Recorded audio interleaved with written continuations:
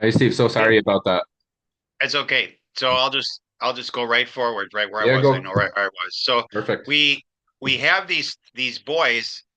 Our our subconscious is programmed from birth to 7 years old. 95% of our subconscious is done when you're seven because you're in a theta brainwave state, and then that changes.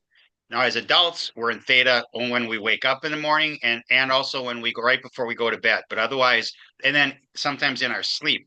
But that's where we can reprogram the subconscious mind. And so, what they've done here, this commercial, is a classic example of programming young adults, young kids. And let's face it, billions of people are doing this with their kids every day. And so, and you can reprogram your mind, your subconscious, and it's through in my program. I use hypnotherapy at night. You listen to this right before you go to bed. You use affirmations, and then you also show gratitude right before you go to sleep because that's how you're going to sleep at night, with gratitude in your mind, because that's the last thing you're thinking about. Mm, Don't think about all the work you got to do tomorrow. Don't think about how bad your day was. mm. So we have all of this programming that we're battling. Okay. The caffeine business is $1 trillion a year, a trillion. And so you look at that and you say, I don't know if I can battle this. I did a podcast last month and I was talking about this with the host, and I used an analogy of a salmon swimming upstream to spawn. Mhm. We've all seen those pictures. They're beautiful. They're beautiful creatures, and they're swimming vigorously against the tide to go up to spawn where they were born. And the guy kind of chuckled and he said, "No, Steve, you're a salmon swimming against a tsunami. Mhm. It's not just a. It's just you're not going upstream because because of cognitive dissonance, and I'm going to explain that to your listeners. That's my biggest challenge.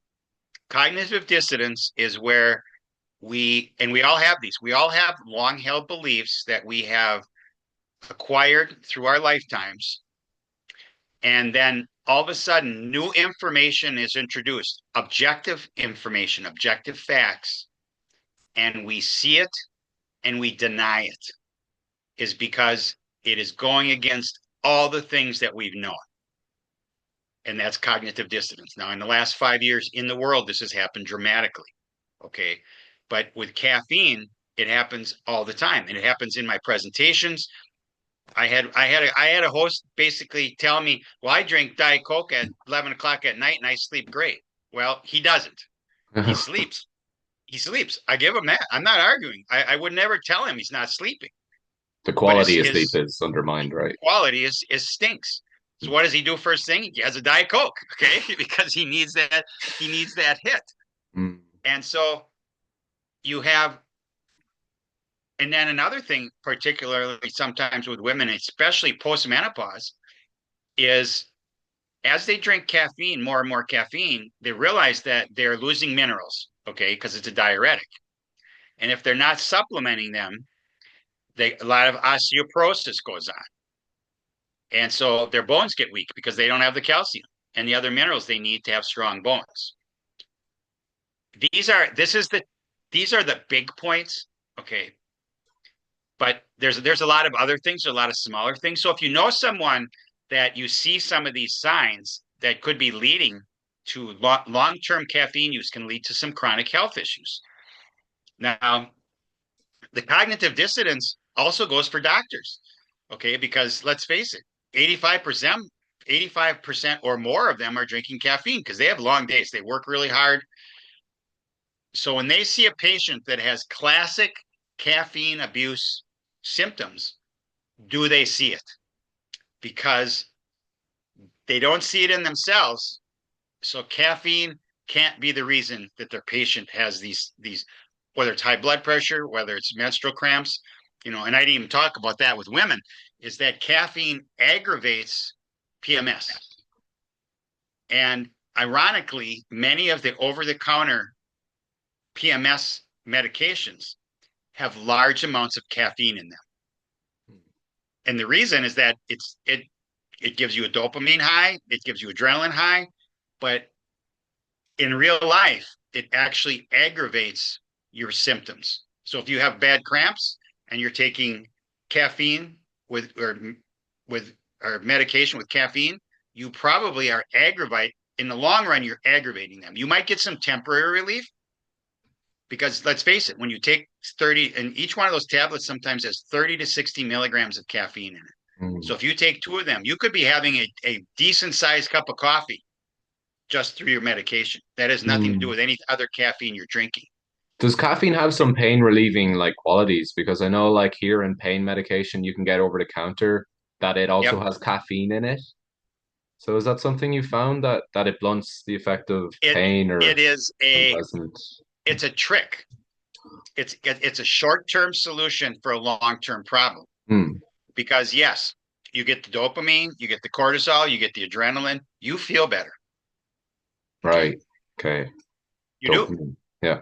But what happens when it runs out? You feel worse. You Hmm. feel worse. You don't feel better. Now you need more caffeine just to be, remember, we talked about baseline, right? We're getting back to the baseline. You're not getting that high anymore. You just don't want to be way down. Yeah. And that's what happens when you have this rinse and repeat cycle.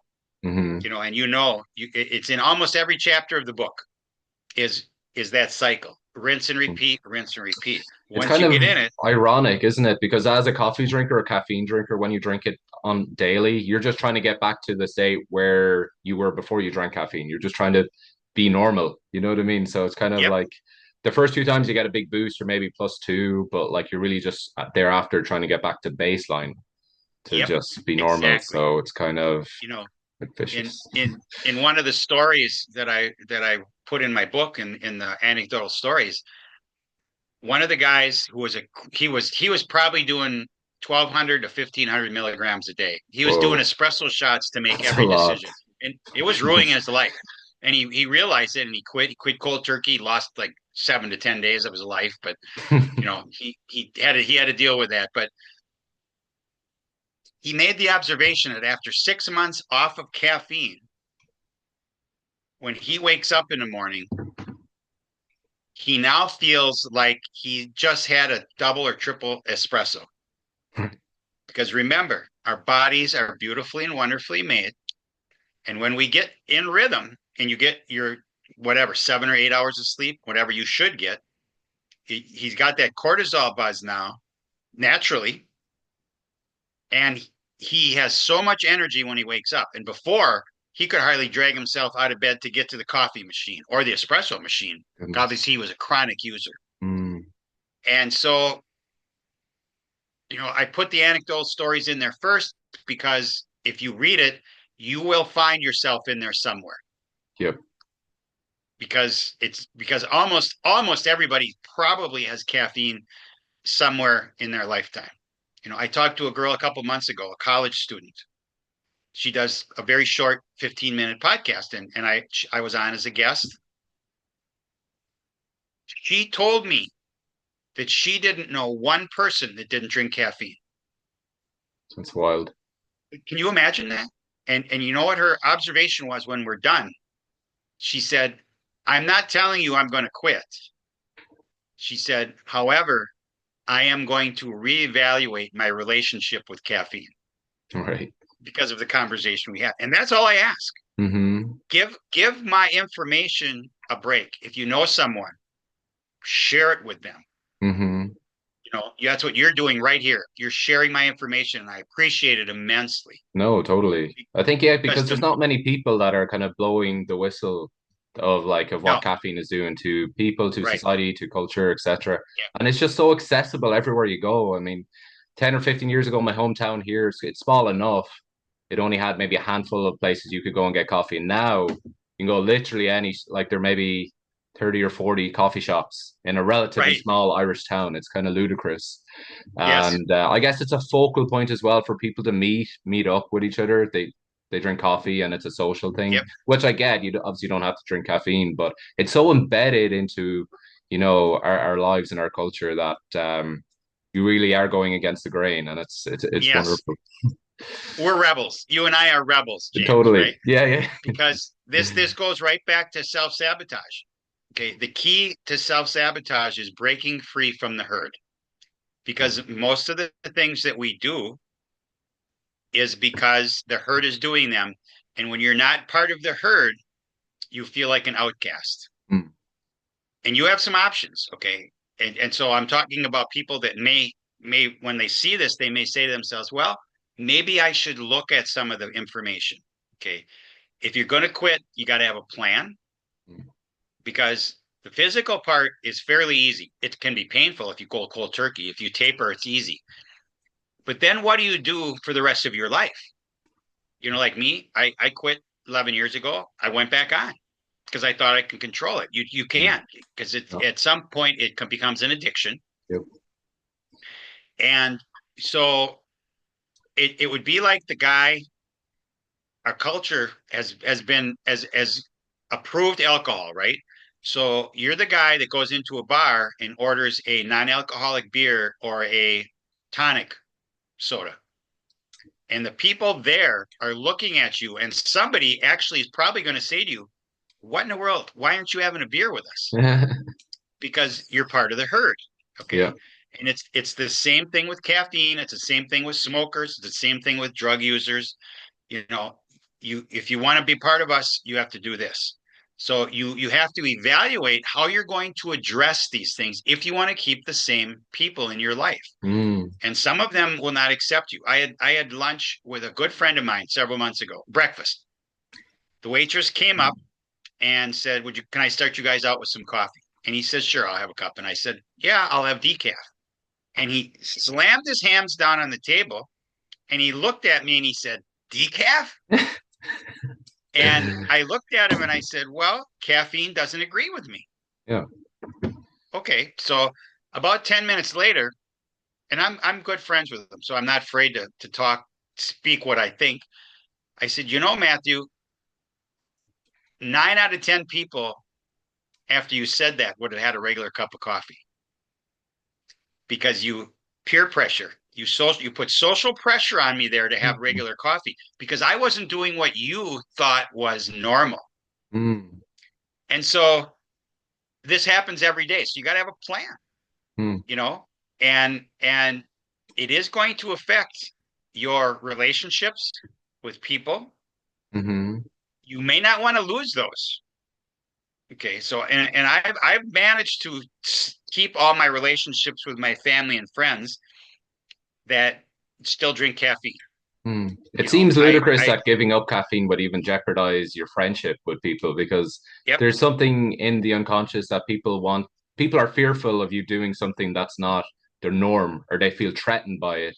It's very strange. I mean, when I give it up, It is. when I used to smoke and I gave up cigarettes, I'd have friends that would, you know, kind of feel insecure or fearful that I'm breaking out of the trap Mhm. and there would be a cigarette there if I needed it. But it's strange. People should congratulate you that you've been liberated from this cycle. You know what I mean? But actually, Yep. it's the opposite. So Right. humans Because what you're doing complicated. when you quit this or quit anything that's addictive is you are creating freedom, Yeah. and you are now in control of your body. You know, you don't when you wake up in the morning, you have natural energy. You don't need a stimulant to Hmm. get you going because your natural cortisol goes up and you go out through it you go through the day, and when you go to bed at night, you just go to sleep and you get those really solid stages of sleep. And it's a programming thing, and you have to beat it, and it's not easy. And so that, in one of the things that you have in your show notes is it's something called a tools and trackers sheet. And the first thing to do, if you're even thinking about drinking caffeine, is to figure out how much you're drinking. So you know, because nobody knows, nobody cares because they don't care, It's right? hard to even Caffeine is quantify it. Like if you go to Starbucks or Tim Hortons, they won't actually tell you how much caffeine is in this no, medium or large. I feel that right. that should be, required, It but it's should, actually quite and difficult to find in out. that sheet that I gave you that you have in your show notes, it actually tells you how much is in each thing. So you can Right. then figure it out. So my daughter, who's a natural health practitioner, she was a chronic caffeine user, admittedly. And 3 weeks ago, she went to New York City to meet a new company for supplements in her practice. And part of the seminar was they were tested. And she deals in energy work and muscle testing. And so and all she deals with is supplements, natural supplements. And the guy that she paired up with tested her and said, your second biggest sensitivity is to caffeine. This is on a Sunday. So on Monday morning, she calls me. She tells me she's excited because there's a lot of good supplements that they're using.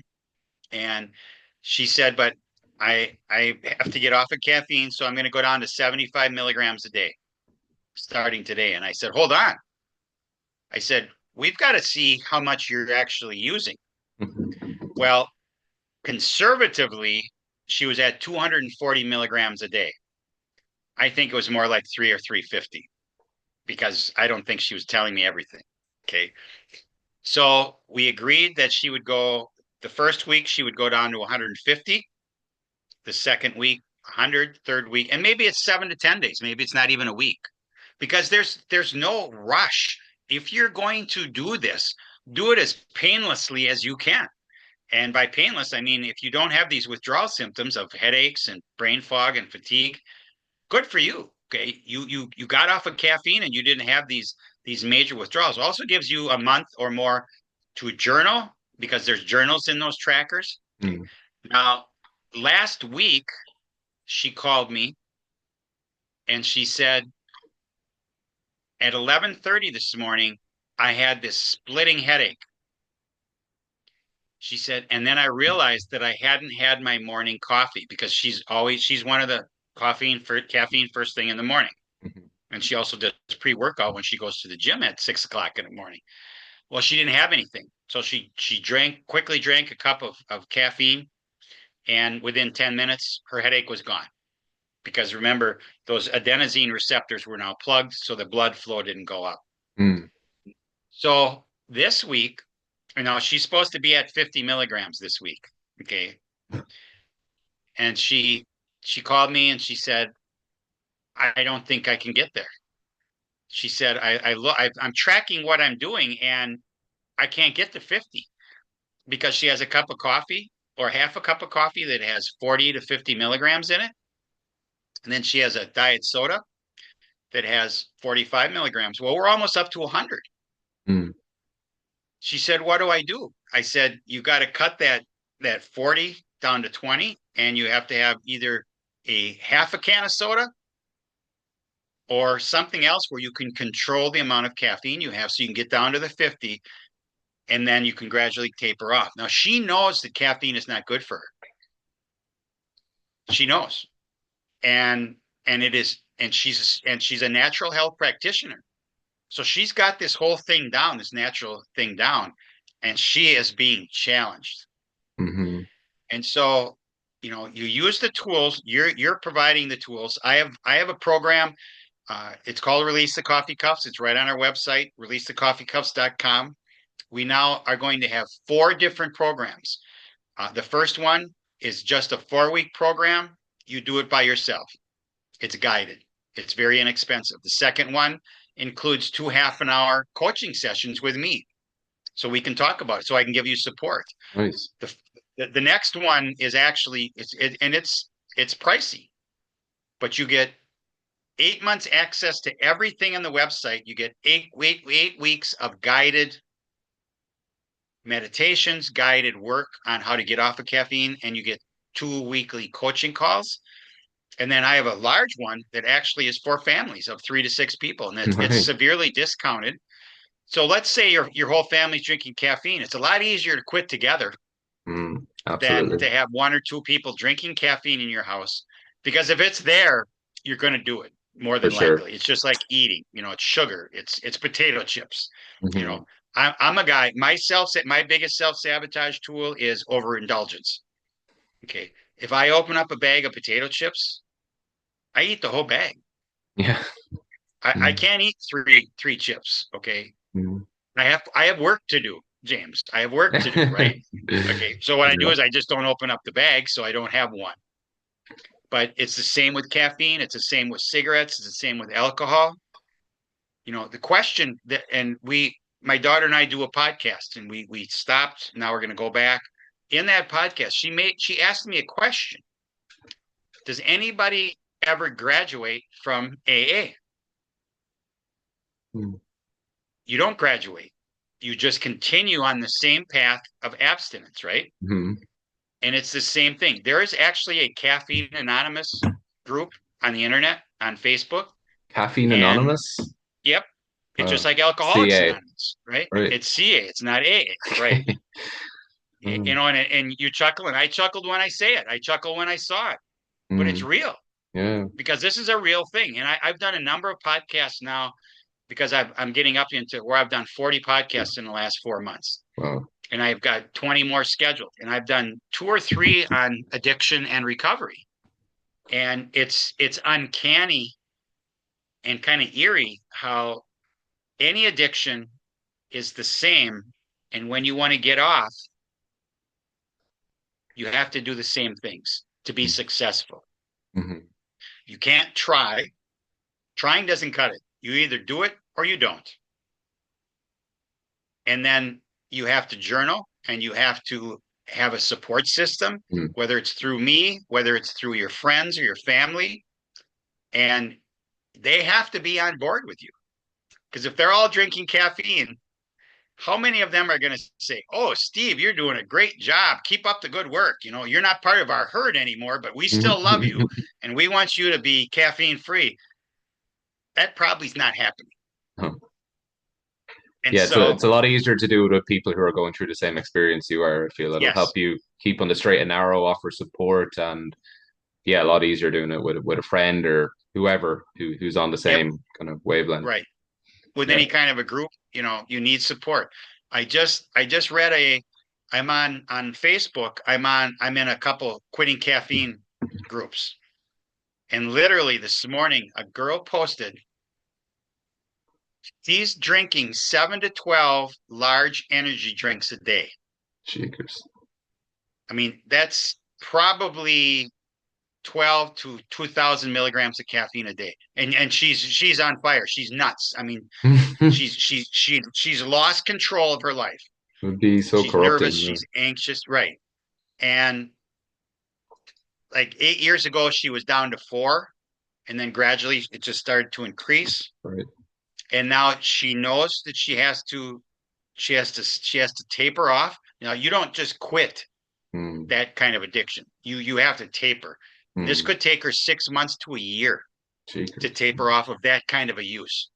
But once again, if you get on that path and you can see success at the end of your path, it's okay. You don't have to quit tomorrow Mm, because you are doing something that is better for your life. yep. So as I've talked throughout today, I've said, do you know someone? Do you know someone? Okay. So I'm going to end here with this, and that is perhaps that someone is you, For sure. Because I mean, you 80% of know? people drink it, so Right. Yep. likely that.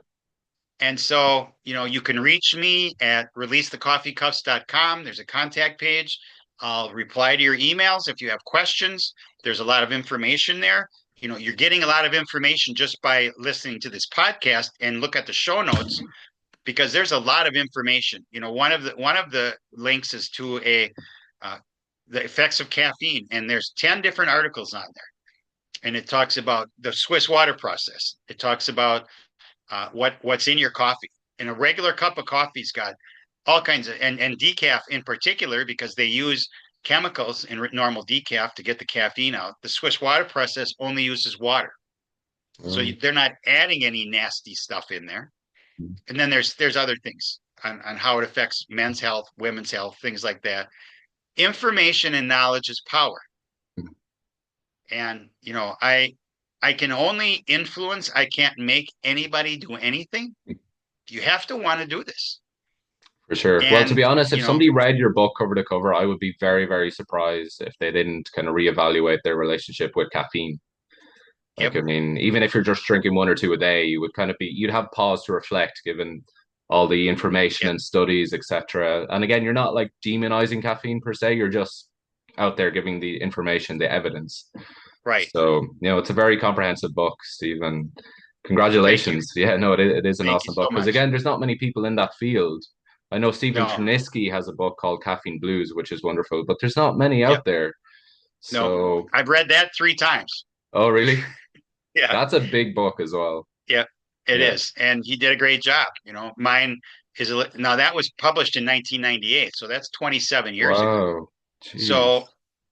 one of the reasons why I wrote this is that it's updated, Mm-hmm. and there are a couple other books out there that are pretty good.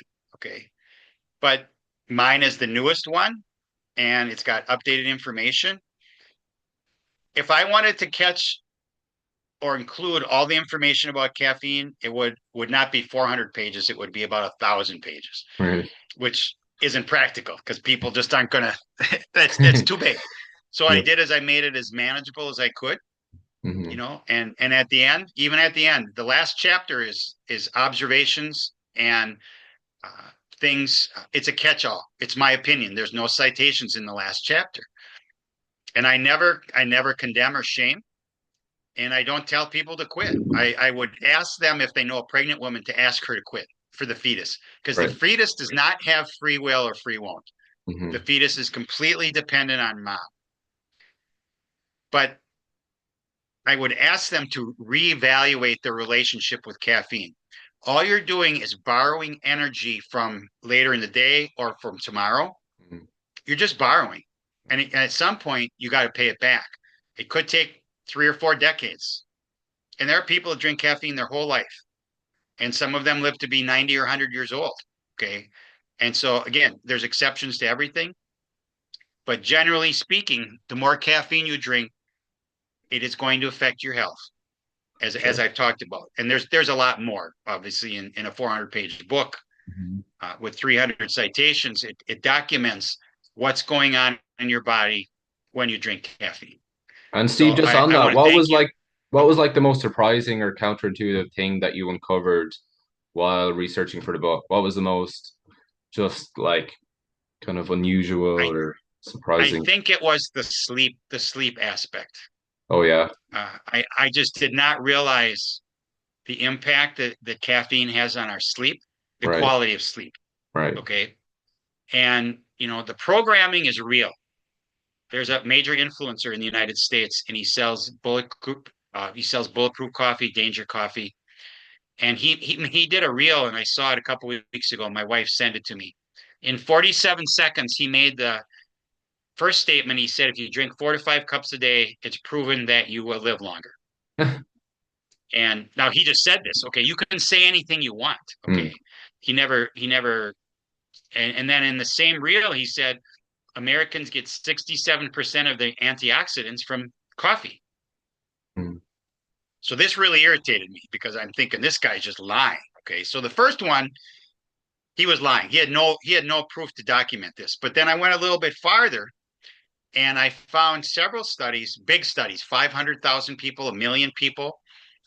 And what those studies showed is that coffee drinkers tended to live a little bit longer and had a little better health.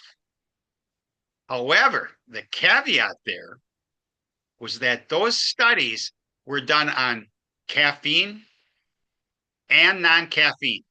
Okay. So, in other words, in the 500,000 study, half of them were drinking coffee with caffeine or tea, and the other half were drinking decaffeinated. The results were the same. So, what does that tell you? Caffeine is not the factor. It's the Mm-hmm. polyphenols, the good things that are in coffee. And then I went into the antioxidant thing. And he was right. And kills me to admit it, Yeah. but there's a big caveat here. This is for Americans, so I don't know, what the antioxidant use is in Ireland or Canada or Great Britain or all around the world. Antioxidant intake by Americans is so low because they don't eat blueberries, they don't eat kale, they don't eat antioxidant rich foods in Yep. their diet because their diet stinks, that they are actually getting 67% of the antioxidants from coffee because they drink so much coffee and it Right. has antioxidants, right? Okay. Mm-hmm. So you see this, it's a catch 22 kind Yeah. of thing. And or Because they have such a oxymoron. I poor mean, there's diet. Yeah. right. They have a poor diet. And so yes, they are getting antioxidants from their caffeine, from their coffee, because they're drinking so much. Mm-hmm. But can you imagine the caffeine damage they're doing to their bodies when you drink that much coffee? Mm-hmm. So it's not really So, a fair my message, representation. yes, my message is please spread this information. And, here's my role. And comes from my Brenda. This is a saying that she has. You can take a horse to water, but you can't make it drink. However, you can make it thirsty. And my Awesome. role is to make people thirst for knowledge about how caffeine could possibly be affecting their health. Because remember, everybody that drinks caffeine, everybody is affected differently. Mm. Consciously, unconsciously, it's affecting if you're drinking copious amounts of caffeine, your sleep cycle's messed up. Okay. You can't help that because it's a circadian rhythm. This is your natural thing. You don't control that. And so just think about the information you're seeing here. Think about the information that you are providing to them in your show notes. And then just say, hey, maybe this is something that is affecting me and I should look at this. Or maybe somebody that I love. I had a podcast host and his wife drinks huge amounts of caffeine. And he said, I'm going to make her sit down and watch this with me. Mm-hmm. So, because he wants her to be off and she can't cut back. Mm. The addiction is real. It's acknowledged. It's acknowledged as actually in the psychiatric DSOM, caffeine withdrawal is a documented medical thing. Right. That when you quit caffeine, you have withdrawal symptoms, and Oh some of yeah. them are severe. Mm-hmm. I And think so so because this is not real. people drink it for so many years, they don't really know what it feels like to be caffeine free. They just feel like this is Yes. the normal stresses of life and I'm tired and this is my energy Yep. pattern now, but they don't realize what their kind of baseline, authentic No. energy levels are Yep. like. So, Yep. um, And when you reach that, if you can reach that, it's amazing. oh It's yeah. amazing how you feel in the morning. It's amazing Hmm. how you feel at night, during the day. You don't have crashes. You don't need to take a Mm, nap, yeah. because you have energy all day. Yeah, I could be And mistaken, then but I when you think go, somebody in the testimony at the start of your book says they kind of feel like they have childlike energy again, and that's something I yep, resonate with because you don't need a chemical or a stimulant to make you feel, to make you, converse with people and face the day. You just feel like I'm good to go, yep, You've slept well and therefore you're ready to go. So, you're ready for your day.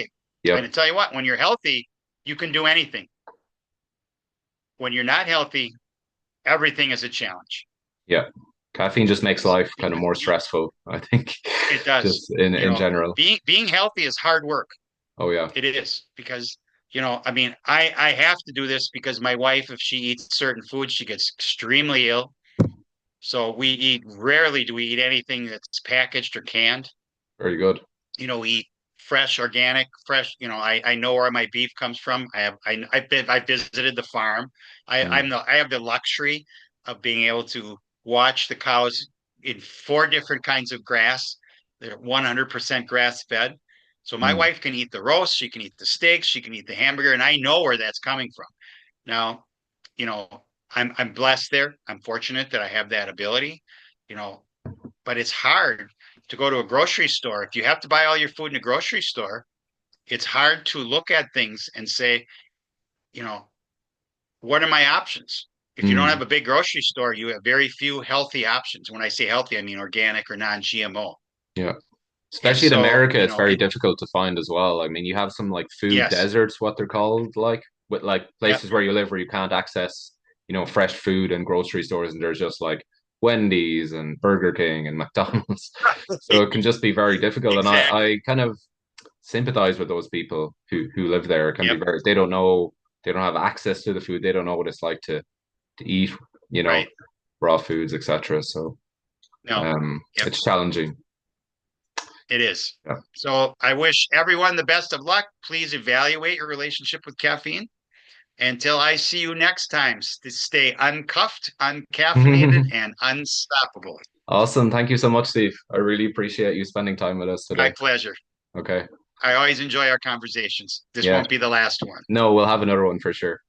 Really appreciate it, Steve, and take care. Okay. Okay. Thank you. Bye. Bye.